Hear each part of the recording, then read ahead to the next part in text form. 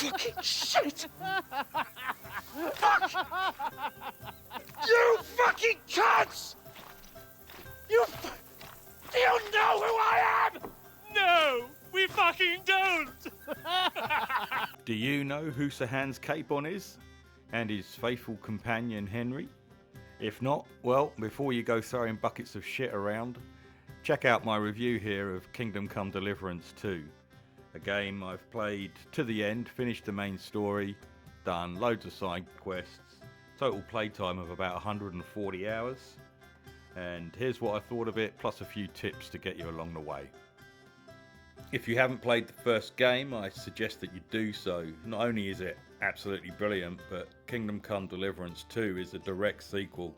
Carries on pretty much where the first game left off.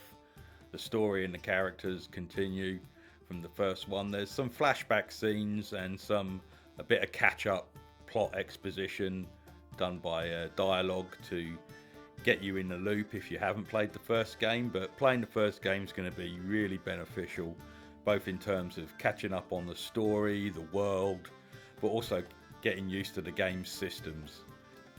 KCD does a lot of things different than other RPGs, especially the combat, and we'll get to that later in detail. But in general, there's quite a few mechanics and systems that will be unfamiliar unless you've played the first game. They won't be the same sort of things you've seen in other RPGs with first-person perspective combat like Skyrim or Fallout or those kind of games. So playing the first game is going to be an excellent introduction, not only into the world and the characters, but also the actual gameplay mechanics. One of the first things to get your head around is the save system. There's no traditional quick saves or auto saves based on time. Saving on demand is tied to a resource in the game called Saviour Schnapps, and in the early game that's quite a limited commodity. You do get saves when completing quests or finishing part of a quest, and you can save and exit at any time. The game also saves when you sleep in a bed that you own, and this will heal you too, and I'll talk about healing in a sec. You can find that getting permanent beds that you own is well worth the coin, and you should do so whenever you can. I guess the intention is to reduce save scumming, make you force you to face the consequences of failed actions, but when those failed actions lead to a death and losing quite a bit of playtime, it can be a little bit annoying. Well, fuck me blind. You got out of jail yesterday and today you've got a horse. So about healing, one of the first things you realise very early on is that healing in combat is not really viable. The healing potions you get are slow heals over time, I think mostly designed to get you back to full HP after combat so you can continue adventuring. Using them in combat is rarely going to save you. Food only heals you a few HP, and not all food heals you either. And you can't just keep stuffing your face, because if your nourishment gets too high, you get an overeating debuff. The most reliable way to heal is to sleep, and if you use a potion, you can increase the amount healed per hour of sleep. I regularly found myself taking naps of a couple of hours during the day just to heal up after a fight. But often you'll be continuing questing in less than optimal health condition, and this plays into your decision making as well, whether or not you're going to take on combat or try to avoid it. So you'd better toughen up that arse of yours. Right, let's talk about the combat. I think this is the main thing people are going to find the hardest and the biggest barrier for new players getting into the game. Probably the biggest reason people are going to quit the game. As with everything in KCD2, the combat is rooted in historical accuracy. The moves and techniques are all the kind of things you see written about in the manuals and the treatises of the master swordsmen of the time. This is not a hack and slash or a button masher. If you're trying to fight like that, you're in for a bad time. Everything boils down to the direction of your attack in relation to the direction of your opponent's defense, and your defense relies on the same. There's a great deal of depth to this, with every weapon and different style having their own feel, their own weight, You're going to have to learn the moves, both in terms of Henry learning them in the game to level up his skills, and you learning them sitting in your chair. Learning the techniques from the in-game teachers is essential, especially the Meister Stroke, which along with feints were the two moves I relied upon the most. I didn't really use the combos that much. I found it was difficult to get combos off without getting blocked or countered, but perhaps that was just me. The ranged combat is just as tricky. There's no helpful crosshair showing you where your arrow or bolt is going to hit. It's all done by eye and experience.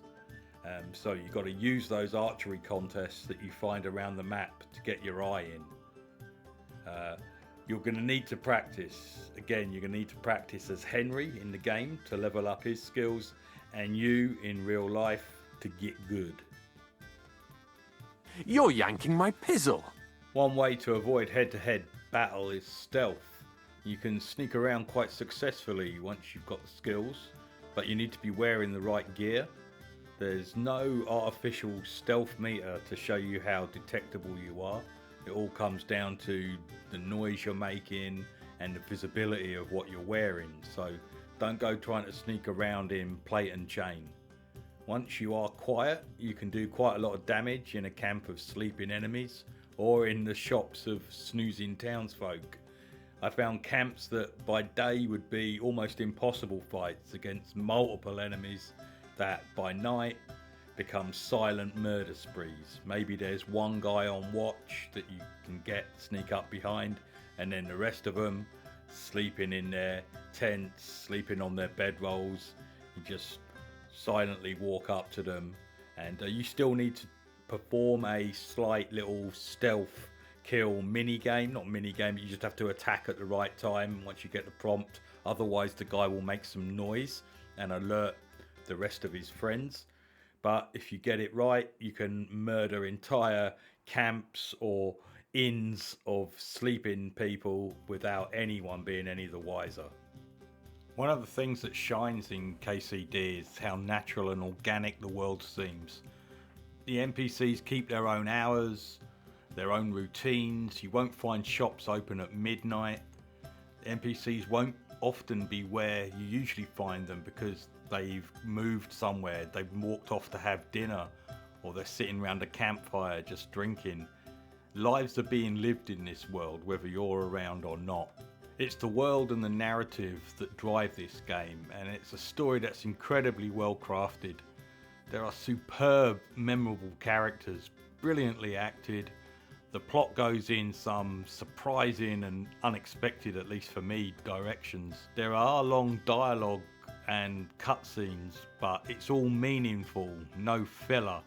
I never felt like I was wasting my time watching them. Every interaction gives you a little insight into the society and the lives of the time. The quests are all superb. Every side quest feels like it has a reason to happen, grounded in the wants and motivations of the person that's asking you. Some of the side quests lead to some really interesting little stories and vignettes of their own.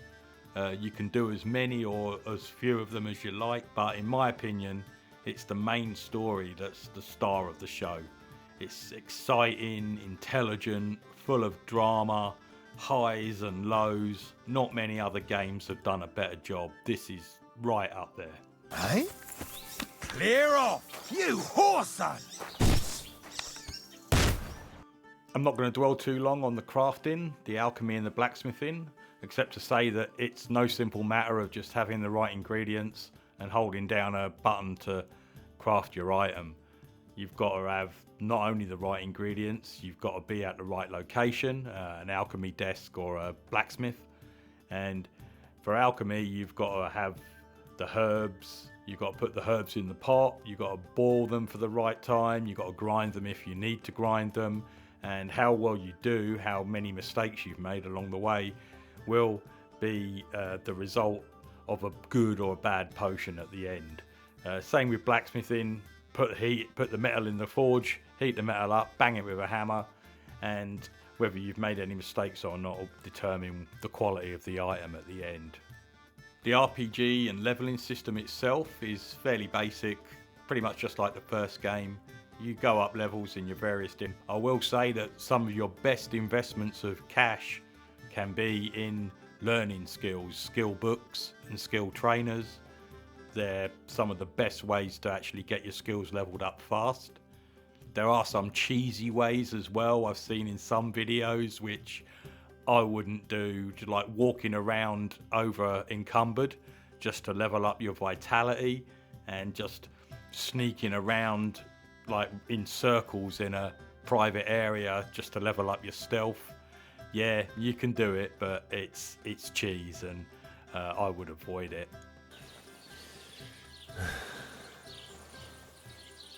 So I'm going to wrap it up there. I could go into much more detail on every aspect I've talked about so far, and even stuff I haven't. There's that much detail in the game, but I'd rather you played it yourself, found out these things. If you're struggling with anything, there are loads of good guides out there, good tips and tricks, and that will steer you in the right direction if you're having a particular problem with, say, the combat or the crafting or how to do one particular quest. But try the game out yourself. I highly recommend it. Highest recommendation I can give. Don't let the slow pace turn you off. This is a slow game done right, and my front runner for Game of the Year so far. So thanks for watching, and I'll catch you in the next one. Well, Pa, I fucked everything up royally, and then they hanged me for poaching. Christ on a stick!